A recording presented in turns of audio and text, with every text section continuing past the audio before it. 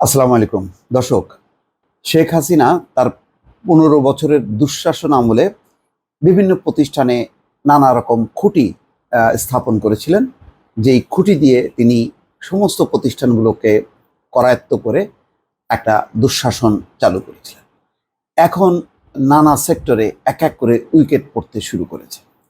আসি বাংলাদেশ ব্যাংক, খুবই গুরুত্বপূর্ণ।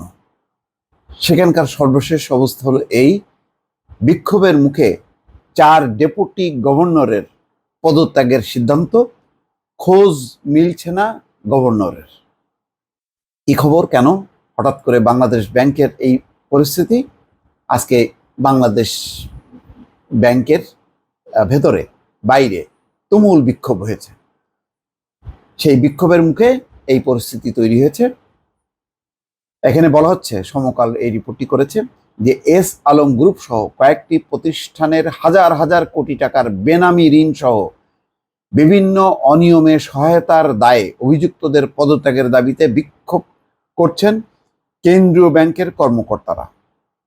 বিক্ষোভের মুখে ডেপুটি গভর্নর এক কাজী সাইদুর রহমান পদত্যাগ করেছেন। আরও 3 deputy governor, head of BFIU ও নীতি উপদেষ্টার পদত্যাগের সিদ্ধান্ত হয়েছে। তবে ডেপুটি গভর্নর নিয়োগ না হওয়া পর্যন্ত প্রশাসনিক কাজের জন্য আপাতত দায়িত্বে থাকবেন নুরুন নাহার। এদিকে কর্মকর্তাদের দাবি, অবিলম্বে গভর্নর আব্দুর রউফ তালুকদার সহ সব ডেপুটি গভর্নরের পদত্যাগ ও বিচার করতে হবে। তারা যাতে দেশ ছেড়ে পালাতে না পারেন তার ব্যবস্থা নিতে হবে। এছাড়া যেসব নির্বাহী পরিচালক অনিয়মে সহায়তা করেছে তাদের বিরুদ্ধেও ব্যবস্থা নিতে হবে। জানা গেছে, কাজী সাইদুর রহমানের কক্ষ ঘিরে রেখেছেন বাংলাদেশ ব্যাংকের কর্মকর্তারা।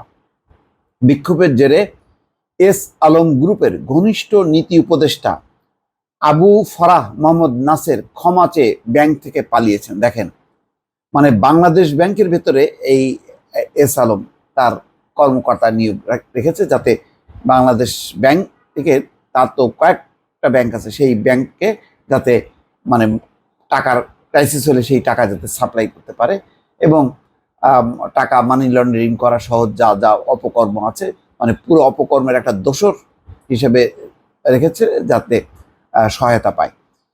বিএফআইইউ প্রধান মোহাম্মদ মাসুদ বিশ্বাস অফিস ত্যাগ করেছেন। এরকম পরিস্থিতিতে নির্বাহী পরিচালকরা বৈঠকে বসেছেন। গতকালের মতো আজ বুধবারও গভর্নর আব্দুর রউফ তালুকদার অফিসে আসেননি। গতকাল রাতে তার দেশ ছেড়ে পালানোর গুজব শোনা গেলেও এ বিষয়ে নিশ্চিত কিছু জানা যায়নি। তবে গত সোমবার শেখ হাসিনা পদত্যাগ করে পালানোর পর থেকেই তিনি গভর্নর ভবন থেকে সটকে পড়েন। কাজী সাইদুর রহমান ছাড়া অন্য 3 ডেপুটি গভর্নর হলেন নুরুন নাহার, খুরশিদ আলম ও ডক্টর মোহাম্মদ হাবিবুর রহমান। এই বাংলাদেশ ব্যাংক শেখ হাসিনার যে দুঃশাসনের যে ব্যবসায়ী মাফিয়া গ্রুপ আছে তাদের ব্যাংকগুলোকে সহায়তা করার জন্য, টাকার যেহেতু ক্রাইসিস হয়েছে, লুটপাটে একদম ফোকলা বানানো হয়েছে, সেই টাকা ছাপিয়ে সেই সমস্ত ব্যাংকগুলোকে সহায়তা করেছে বা টিকিয়ে রেখেছে একদম, মানে কি বলে, ফেব্রিকেটেড ওয়েতে। তো এছাড়াও বিভিন্ন ব্যাংক যে টাকা পাচার করেছে গত 15 বছর ধরে, শত শত কোটি টাকা, কোনো ব্যাংকের সেই তদন্ত করেনি, দায়ী পরিচালক মালিক কাউকে চিহ্নিত করেনি, বরং শেখ হাসিনাকে সাপোর্ট করার জন্য টাকা পাচারকারীদের পক্ষে যা যা করার দরকার বাংলাদেশ ব্যাংক গত 15 বছর তো করেছেই। শেষে যখন নাকি ক্রাইসিস শুরু হয় সেই মুহূর্তেও বাংলাদেশ ব্যাংকের এই কর্মকর্তারা কোনো কঠোর শক্ত পদক্ষেপ নেয়নি।